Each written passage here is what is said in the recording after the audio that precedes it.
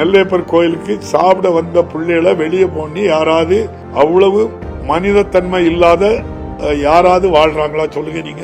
சாப்பிட விடாங்க சொன்னீங்க, அப்படியே எங்களுக்கு சாப்பிடவே விடு, இப்படி எங்களுக்கு அடிச்சு போயிட்டாங்க. நீங்க கோயில் உள்ள போகும்போது என்ன சொன்னாங்க? சாப்பிட போனோமா, அப்போ நீங்க வர வேண்டாம், உனக்கு அடிச்சே போட்டுருவோம் அப்படி சொன்னாங்க. அவ்வளவு மனிதத்தன்மை இல்லாத யாராவது வாழ்றாங்களா சொல்லுங்க நீங்க. சாப்பிட போனோமா, அப்போ நீங்க வர வேண்டாம், உனக்கு அடிச்சே போட்டுருவோம் அப்படி சொன்னாங்க. எல்லா எதிர்கட்சிகளுக்கு எல்லா தலைவர்களும் தொடர்ந்து அதை செய்தியை வந்து அந்த குழந்தை பேசுறது தவறானதா அப்படின்னு குழந்தை பேசுறது அது நீங்க நம்புறீங்களா?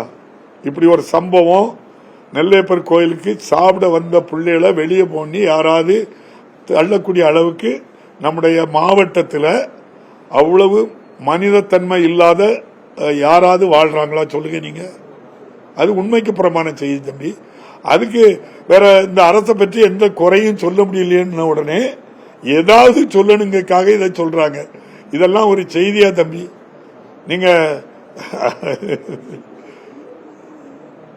வேற அவ்வளவுதானே? இல்ல கோயிலை தாண்டி அடுத்த